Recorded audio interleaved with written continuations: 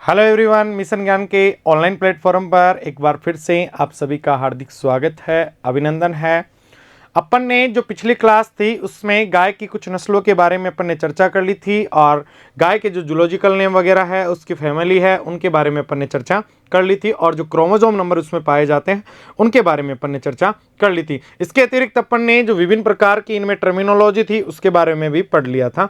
आज अपन गाय की जो आगे नस्लें बच गई है उनके बारे में चर्चा करेंगे, तो लगातार आप जुड़े रहिएगा मिशन ज्ञान के साथ। बाकी क्लास को शेयर करना, चैनल को सब्सक्राइब करना और बेल आइकन को प्रेस करना कभी ना भूलें, क्योंकि जब आपके अंदर जोश और जुनून दिखेगा उससे 3 गुना जोश और जुनून आपको मिशन ज्ञान की टीम के अंदर देखने को मिलेगा। तो शेयर करना ना भूलें। जो भी अपने साथी एनिमल साइंस के पढ़ने की इच्छुक है या जो पशु परिचर, जेट, आईसीआर या कृषि पर्यवेक्षक की तैयारी कर रहे हैं, तो उन सभी साथियों को आप इस क्लास को जरूर शेयर कीजिएगा ताकि वो सारे साथी अपने साथ जुड़ सके और क्लास का लाभ है उठा सके। ठीक है, तो आज अपन गाय की जो अन्य नस्लें बच गई थी, बाकी की जो नस्लें बच गई थी उनके बारे में चर्चा करते हैं। तो देखिएगा, आज अपन बात करते हैं गाय की पहली नस्ल। देखिएगा, 4 से 5 नस्लें अपने हो चुकी थी, कांकरेज, साहिवाल, गिर वगैरह, इनके बारे में अपन ने पहले पढ़ लिया था। आज वो बाकी की जो अन्य नस्लें बच गई उनके बारे में अपन पढ़ लेते हैं। देखिएगा, पहली नस्ल है गाय की आज थारपारकर। पहली जो नस्ल है आज की वो अपनी कौन सी है भैया? थारपारकर। थारपारकर के बारे में देखिएगा, थार मतलब मरुस्थल को पार करके आई है। मरुस्थल अपन बात करें राजस्थान की, तो राजस्थान का जो अपना जैसलमेर, बीकानेर, बाड़मेर वाला जिला है, ठीक है, इन जिलों की बात करें तो इसमें क्या पाया जाता है? मरुस्थल पाया जाता है। और उसके उधर देखा जाए तो पाकिस्तान में भी देखा जाए तो डेजर्ट एरिया, ठीक है, मरुस्थलीय क्षेत्र है। तो मरुस्थल को अपन वैसे क्या बोलते हैं? थार भी बोलते हैं, ठीक है, रेगिस्तान भी बोला जा सकता है। तो उस एरिया को पार करके ये राजस्थान में या भारत में आई है। देखिएगा, इसका जो अन्य नाम है, इसको सफेद सिंधी के नाम से जाना जाता है। किस नाम से? सफेद सिंधी या ग्रे सिंधी के नाम से भी इसको जाना जाता है। दूसरी बात करें, इसका जो उत्पत्ति स्थान है वो पाकिस्तान का सिंध प्रदेश या पाकिस्तान का थारपारकर जिला माना जाता है। सिंध प्रदेश या थारपारकर जिला माना जाता है। थार को पार करके ये कहां गई? राजस्थान और भारत में आ गई थी। राजस्थान में ये जैसलमेर और जोधपुर जिले में सबसे ज्यादा पाली जाती है। राजस्थान में इसको सबसे ज्यादा कहां पाला जाता है दोस्तों? अपने जोधपुर और जैसलमेर जिले में इसको सबसे ज्यादा पाला जाता है। क्लियर? जैसलमेर और जोधपुर में। गाय की सबसे अच्छी ड्यूल पर्पज वाली द्विप्रयोजनीय नस्ल है, मतलब इसको दूध के रूप में भी काम में लिया जाता है और इसके बैलों को विभिन्न कृषि क्रियाओं और भारवाहक के रूप में भी काम में लिया जाता है। क्लियर? तो ड्यूल पर्पज वाली होगी, द्विप्रयोजनीय होगी कि इसको एक तो दूध के लिए और दूसरा कृषि कार्यों या भारवाहक के रूप में भी इसका प्रयोग किया जाता है। यह पूर्णतः रेगिस्तानी है भैया। डेजर्ट एरिया की मुख्य जो नस्ल है वो कौन सी है? अपनी थारपारकर पूर्णतः रेगिस्तानी नस्ल है। ये पूर्णतः भैया रेगिस्तानी नस्ल है। इसकी त्वचा देख लीजिएगा, इसकी त्वचा ढीली डाली होती है और इसके जो गलकंबल है वो लटके हुए दिखाई देते हैं। सबसे ज्यादा जो लटके हुए दिखाई देते हैं इसमें देते हैं। और अपने साहिवाल में अपन ने जो पहले पढ़ लिया था, इसीलिए तो साहिवाल को लोला नस्ल के नाम से जाना जाता था। त्वचा इसकी भी ढीली होती है और गलकंबल इसमें भी लटके रहते हैं। देखिएगा, यहां लिखा हुआ है सर्वाधिक रोग प्रतिरोधक क्षमता पाई जाती है। इस गाय की जो इम्यूनिटी सिस्टम है वो सबसे ज्यादा डेवलप होता है, क्योंकि सूखे में रहती है बेचारी, ठीक है, तो इम्यूनिटी सिस्टम बहुत ज्यादा डेवलप होता है। दूसरी चीज, सर्दी, गर्मी, बरसात, 3 प्रकार का मौसम राजस्थान में रहता है, तो ये उसके प्रति क्या हो जाती है? रेजिस्टेंस हो जाती है कि भैया ये तो सहना ही पड़ेगा। तो उसके धीरे धीरे क्या आ जाता है? इसमें म्यूटेशन आ जाता है, ठीक है, और वो अपन बात कर लेते हो तो उसके एनवायरमेंट के अकॉर्डिंग ये अपने आप को सर्वाइव कर लेती है। दूसरी बात, इस नस्ल का रंग शीत ऋतु में तथा गर्भावस्था में सफेद से गहरा धूसर हो जाता है। देखो, जब ये गर्भ धारण कर लेती है उस समय इसका रंग हल्का सफेद से कैसा होता है? धूसर या मटमैला हो जाता है या ग्रे कलर हो जाता है। और जब सर्दियां आ जाती है तो भी इसका जो रंग है वो सफेद से हल्का धूसर या ग्रे या स्लेटी रंग हो जाता है। ये इसकी बहुत अच्छी विशेषता पाई जाती है। इस नस्ल या ये की नस्ल जो केवल है अपने राजस्थान में पाई जाती है। पूरे भारतवर्ष की बात करें तो इस नस्ल के जो पशु है वो केवल अपने राजस्थान में ही पाए जाते हैं। और राजस्थान में सबसे ज्यादा कहां पे? जैसलमेर और अपने जोधपुर जिले में पाए जाते हैं। औसत दूध उत्पादन की अगर मैं बात करूं तो इसका 1600 से 2000 लीटर प्रति ब्यात अपन को क्या प्राप्त होता है भैया? दूध प्राप्त होता है। 1600 से 2000 लीटर प्रति ब्यात इसका अपन को दूध प्राप्त होता है, बताया जा सकता है। इसके दूध में जो वसा पाई जाती है देसी गायों में, जनरली मैंने आपको पहले ही बता दिया था कि जो अपनी देसी गाय होती है उनके दूध में जो फैट होता है, वसा होती है, वो 4.5% होती है। विदेशी गायों के दूध में वसा की मात्रा हल्की सी कम होती है। ये अपन ने पहले भी चर्चा कर ली है। आगे देखिएगा, अगली जो नस्ल आ जाती है वो अपनी आ जाती है कौन सी? राठी। राठ जो क्षेत्र है, राठी की बात करें तो राठ क्षेत्र बोला जाता है अपने जो अलवर का क्षेत्र है, ठीक है, अलवर में। तो इसकी जो उत्पत्ति हुई है वो कहां पे हुई है? अलवर में। कहां पे हुई है भैया? अलवर में। लेकिन ये राजस्थान के कौन कौन से जिले में पाई जाती है? तो सबसे ज्यादा इस नस्ल के जो पशु है वो गंगानगर और बीकानेर जिले में पाए जाते। देखिएगा उत्पत्ति स्थान यहां पे लिख रखा है अलवर, और अलवर में कौन सा भैया? राठ क्षेत्र। राजस्थान के गंगानगर और बीकानेर जिले में इस नस्ल के पशु सबसे ज्यादा पाए जाते हैं। राजस्थान की इसको कामधेनु कहा जाता है। कामधेनु क्यों कहा जाता है भैया? देसी नस्लों में सबसे बढ़िया दूध देने वाली और सबसे ज्यादा वसा वाली जो नस्ल है वो अपनी कौन सी है? राठी है। और ये 3 गायों के संकरण से बनाई गई है। कितनी गायों के संकरण से? पूर्णतः देसी है नस्ल, लेकिन तीनों ही देसी नस्लों के संकरण से इसको तैयार किया गया है। पहली साहिवाल, दूसरी थारपारकर, तीसरी रेड सिंधी। अपन अगर ट्रिक लिखे तो साथी रे। साथी की बात करें तो साहिवाल, थी का मतलब थारपारकर और रे का मतलब रेड सिंधी, ठीक है। तो तीनों के संकरण से इस गाय को तैयार की गई है, क्योंकि साहिवाल का मीठा दूध भी होता है और सबसे ज्यादा दूध उत्पादन भी होता है। दुधारू नस्ल है ना अपनी देसी नस्लों में, जो अपन ने पहले उसके बारे में चर्चा कर ली है। तो देखो त्रिसंकरण से तैयार की गई देसी नस्ल, आपको पूछा हुआ क्वेश्चन है और पूछा भी जा सकता है कि त्रिसंकरण से तैयार की गई नस्ल है देसी नस्ल कौन सी? देसी नस्ल कौन सी है? तो अपनी कौन सी है भैया? राठी।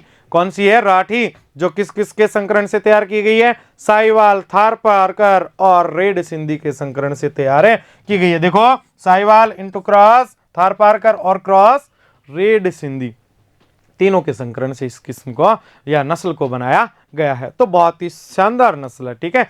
और पूर्णतः अपनी बात करें तो देसी नस्ल है। देसी नस्लों में सर्वाधिक वसा पाई जाती है। 4.5 तो जनरली पाई जाती है सभी में, लेकिन इसमें 4.5 से 5.0% के समथिंग है वसा पाई जाती है, ठीक है। सबसे ज्यादा इसके दूध में फैट पाया जाता है। राजस्थान की मुख्य या प्रमुख दुधारू नस्ल है वह राजस्थान की देसी नस्ल है, ठीक है। बात करें तो राजस्थान की मुख्य देसी नस्ल है जो त्रिसंकरण से तैयार की गई है। इसकी त्वचा ढीली होती है एवं गल कंबल अधिक लटका हुआ होता है। ये अपन ने बता दी थी इसकी विशेषता कि भैया त्वचा भी ढीली होती है और गल कंबल भी इसके लटके हुए दिखाई देते हैं। रंग प्राय हल्का लाल ईंट जैसा, एक तो इसका रंग लाल ईंट जैसा होता है और एक सफेद मटमेला होता है। कैसा होता है भैया? सफेद काला धूसर मटमेला कह सकते हैं अपन। दूसरा रंग हल्का सफेद काला धूसर मटमेला होता है, ठीक है। ग्रे या स्लेटी कलर भी इसका होता है। एक कलर तो अपन ने यहाँ पे इसका दिखाई रखा है, देखो ये रहा सफेद मटमेला है ना। अच्छा, और दूसरा इसका जो रंग होता है वो ईंट जैसा लाल रंग, हल्का लाल रंग होता है, ईंट के समान इसका रंग देखा जा सकता है। राठी राठ क्षेत्र की प्रमुख नस्ल है जो राजस्थान के गंगानगर और बीकानेर जिले में पाली जाती है। ओके, नेक्स्ट देखते हैं अपन। देखिएगा इसका दूध उत्पादन देख लेते हैं। इसका जो दूध उत्पादन है वो 1200 से 1500 लीटर प्रति ब्यात। राठी नस्ल का अगर दूध उत्पादन देखा जाए तो 1200 से 1500 लीटर प्रति ब्यात ये क्या देती है भैया? दूध देती है। आगे अपन बात करते हैं, देखिएगा अगली जो अपनी नस्ल आती है अंगोल। कौन सी नस्ल आती है? अंगोल। अंगोल की मैं बात करूं तो इसका जो उत्पत्ति स्थान है वो कौन सा है? आंध्र प्रदेश, ठीक है। आंध्र प्रदेश से इसकी उत्पत्ति मानी जाती है और इसका जो रंग होता है वो पूर्णतः सफेद होता है। पूर्णतः किस रंग की होती है? सफेद होती है, ठीक है। जनरली इसमें भी वो वसाई कितनी पाई जाती है? 4.5 पाई जाती है और नॉर्मली इसका दूध उत्पादन भी 800 से 1000 लीटर प्रति ब्यात होता है, ठीक है। क्योंकि अपने राजस्थान में नहीं है तो इसके बारे में अपन ज्यादा चर्चा नहीं करेंगे। दूसरी अपन बात करें, देखो कोसिया मेवाती, बहुत अच्छी नस्ल है। इसकी बात करें, आपको दिख रही होगी अच्छे से, आप डायग्राम में देख सकते हो या फोटो में देखा जा सकता है आपको कि नस्ल कैसी है। तो जो कोसिया जो मेवाती नस्ल होती है वो इस प्रकार की दिखाई देती है। उत्पत्ति इसकी बात करें तो मथुरा एवं गुड़गांव के बीच का जो कोसी क्षेत्र है, ठीक है, मथुरा एवं गुड़गांव के बीच का जो कोसी क्षेत्र है वहां से इस गाय की उत्पत्ति मानी जाती है। कोसी क्षेत्र से इसका उत्पत्ति स्थान है, इसलिए इसका नाम कोसी पड़ा।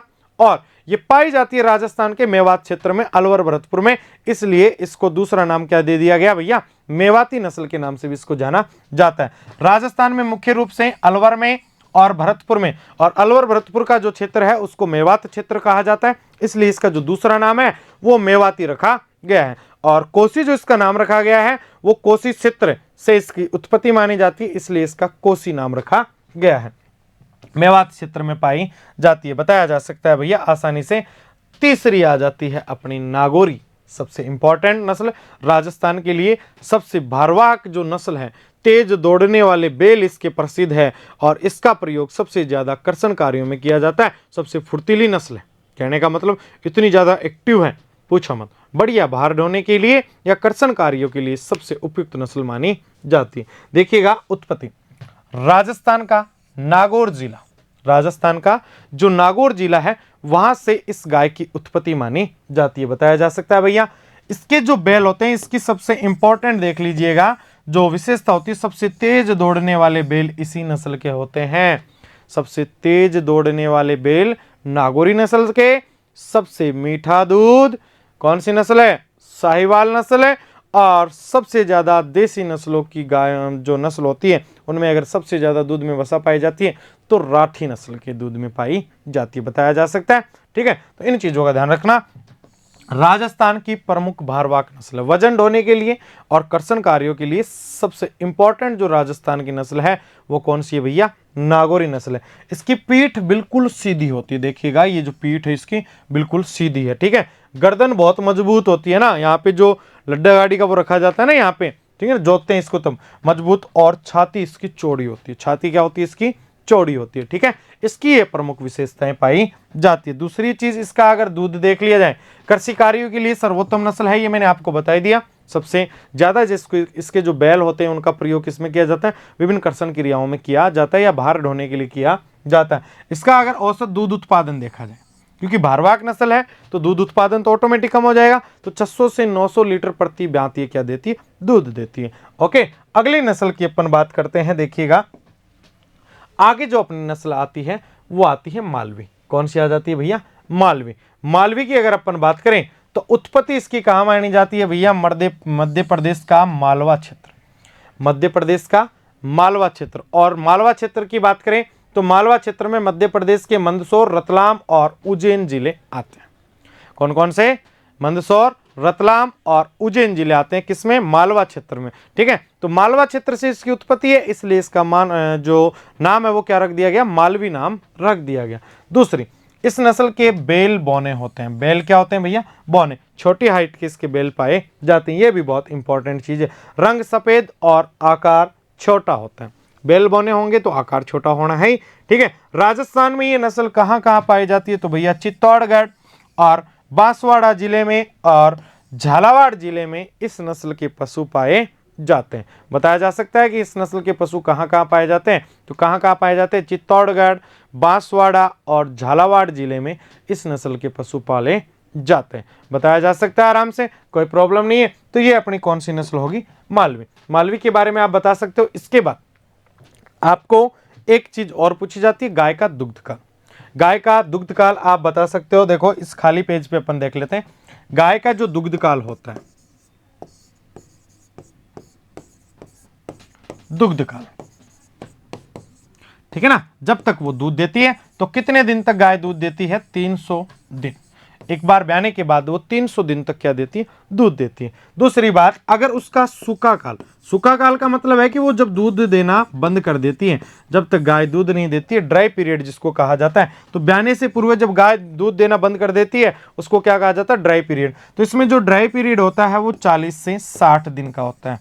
कितने दिन का होता है भैया, 40 से 60 दिन का उसमें क्या पाया जाता है, ड्राई पीरियड पाया जाता है। बताया जा सकता है। इसके अतिरिक्त इसमें दो चीजें आपको और भी पूछी जाती है। गाय में जो आवाज निकालने की क्रिया होती है, गाय में आवाज निकालने की क्रिया, मैं यहां पे लिख देता हूं, गाय में आवाज निकालने की क्रिया।